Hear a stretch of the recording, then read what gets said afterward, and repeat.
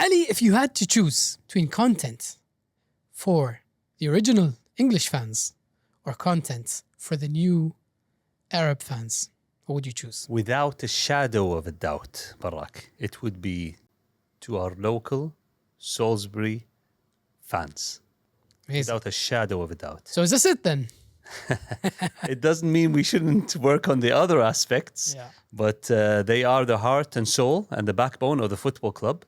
And I fully understand that. And that's the reason why we are having this podcast now. We'll try to make it every 2-3 weeks, sometimes weekly. It depends on my travel schedule and yours.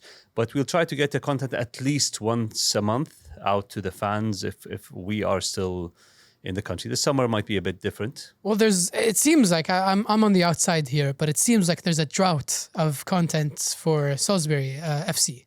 Yes, I agree. It's because we are so swamped with building up the new fan zone in the stadium, which Dave is taking care of, and he also takes care of the social media. So he is very much swamped, and there's just. So maybe this is helpful for anyone that's maybe not paying as much attention. I'm an outsider. What is this fan zone? What is it going to? So it's supposed to be something that's really fun, you know. It's not when you go to the stadium. It used to be the same, only you go, you pay, you enter. You get whatever food you can get and watch the football. We're trying to make it more fun, more engaging, more interesting. There'll be some really fun activities and some rewards for people who participate in this fun stuff. Are there sneak peeks or is it all general? No, I'll keep it general. We want a surprise. We want to keep it a surprise. Dave has worked very hard. Okay, thank you, Dave. All right, so... when I say Dave, I have to give him proper shout out. So this is Dave Mullen. He's done a wonderful job on our social media, and he's working now with the fan interaction and fan zone and matchday experience. So, right, so shout out to Dave. We're recording this on the 12th of November. Just a day after your win against... Yeah, so our win last night was against Enfield Town, and we beat them 2-1 in a very good game. And the boys are certainly picking up the pace. They're gelling. The players look like they have gelled well and understand the concepts being put forward by the manager, Brian Dutton, and Callum Hart and Theo. So things are gelling pretty well. Obviously, they're working on issues to improve the performance of the team. There are some really good points defensively, where we are one of the best defensive teams in the league. A number of goals conceded. But we do have some shortcomings in the goals scored. So we need to improve that. We have our Matty Taylor, who's on a run. He scored 2 games and 2 goals. So I hope that's a sign of things to come. Right. So it's been 4 wins in about 2 weeks, right? Something like that. So our form is actually in the top, I think it's 9th in the league. Right. Or 11th. So it's basically we had 2 wins when I went there with all the Kuwaiti guests and influencers. And then we had, I think, a draw and then a loss.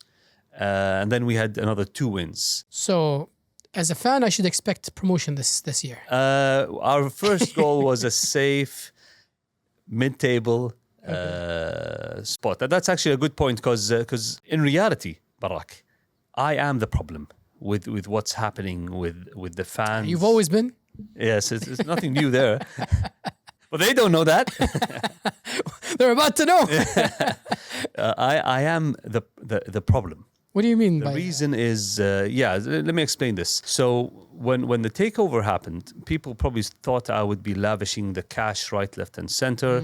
And that's not the way I'm going to run things. Obviously, we'll be very careful with the money we spent, and we are going to be very smart and vigilant in the way we find the ways we pay money, basically.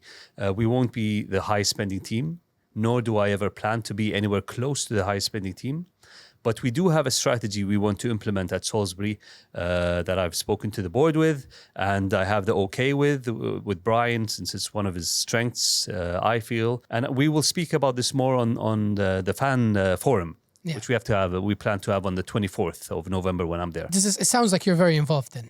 But are you involved in day-to-day things? I am very close to all the departments, although honestly they are really good and everyone manages themselves. That's what I mean. I mean, do you have a hand in things? Do you decide how things happen?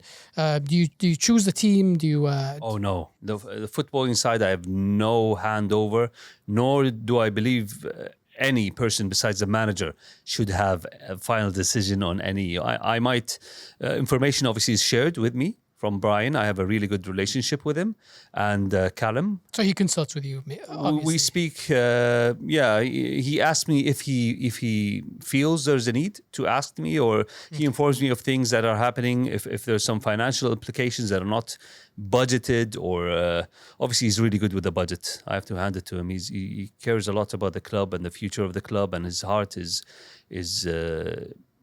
Salisbury all over it. So I am pretty close. Probably the closest is with the commercial side and with the social media side and the footballing side. I am pretty, you can say I'm into the day-to-days of those. I don't know if I can ask this, but let's take a risk here. How do you feel about Brian so far? Probably when I first bought the club, I didn't know him and I didn't have much of an opinion of it. But I mean, he did get the club promoted though, right? Yes. He kept them afloat. And he kept them afloat with one of the lowest budgets in the league last season. I mean, that's proof. That is proof. Getting the club promoted, and when I think he took over the club, they were 16th in the league, and then his first full season. That comes up to another point I'll mention in a minute. He got them promoted, and he kept them up last season. Coming up to the point why basically people were calling for his head. They get silenced, when things are, I'm not one for knee-jerk reactions. There's been plenty heads you've been after in Man U. It's different when you're the actual decision maker, it's totally different. Yeah. I am, as when you asked me that question, and rightfully so, I am very close to the footballing side. When I'm in Salisbury, I am in their office. They're in my office continuously, and I know a lot of what's going on. It makes a difference knowing the insides. It does, and I see the effort that's being put. People just think it's match day and training. These guys work around the clock. When they're at home, they are on their laptops scouting. When they're at the office, they're calling and watching more and more footage, preparing for the games. You will not believe and understand the hours that they put in. I was shocked by the amount of time and effort. And it's not just a matter of effort, Barak. These guys are smart. They know football, they understand football, and they're deep into the analytics, which I love. I love data.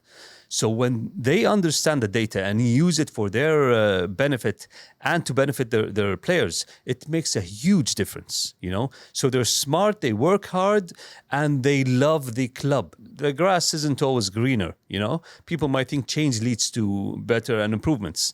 That is not the case with experience that, you've had, I've had. When you have something good, try to improve on it. That's the best way. There is no danger, So this answers one of the questions I had today was, what do you think Brian's reaction would be to listening to this podcast? Would it be, a little bit annoying because some of the insides are like some of the things that are insider information is gonna come out whether you like it or not. You're gonna be speaking a lot, and you might slip up here and there. Yeah, I'm going to be very careful because I cannot mention a lot of the things that I know, but I will be speaking openly about things that I can share. Obviously, some things might be detrimental to the club. Right. So strategically, the gaffer wants everything to be, kept quiet, so other teams don't have exactly an idea about. But, exactly, and but this is the fine line that we have to tread. I want to be open with the fans. I want to be as close to them and show my care and acknowledgement for them as the backbone of the football club. They're the guys who, at the end of the day, they pay for a majority of the expenses. The players, if you will, they are the heart and soul of the club, and I acknowledge that, and I have to be open. It's their right, and I apologize for me being so late in taking this step. But I have been swamped by what's happening at the club and also the other work I do. So I'll try to keep this as often as possible. Right. And again, I apologize. Well, if you've had enough time to do it in Arabic, That's a podcast we've been running for over 4 years, right? it's maybe 3 years. I mean, yeah, 2022. What is that? 3 years. Yeah, so 3 years and a half, it's something we've been running daily. It's a business podcast, not about football at all. We just speak about football every once in a while. And by the way, the AI-generated subtitles of I've been told by a director that our Waqif videos have been posted and it's been AI dubbed, if you will, and and he told me it's been far from the truth. So that's why I thought that to end speculation, we can do this, Barak and I, speaking about the club and being more clear. And the next episodes, Barak is going to read some comments because I stopped going to Facebook. I've never been a fan of Facebook, and I rarely go there now. So Barak will be looking at questions and I'll be answering them as transparently as I can. So I do have one question this episode that I got, which is from Michael Perry. He asks, he says, I wonder if we'll recall Owen Dorr from Pool, especially if Josh S is out. Who's Josh S? Josh Summerton, our captain. Is he out? He was injured yesterday. Oh no. Yeah, so we'll see how far that goes. What's the extent of the injury? We don't know yet. Okay. So that's a decision for Brian. Yeah. That is a decision for him to take. Right. So you're not involved in. I will not take decisions in the footballing side at all. So and it takes time to know the extent of these injuries, to get a scan and understand what the issue is. So I don't know. And Brian has it under control. I'm sure it's something that he'll take care of.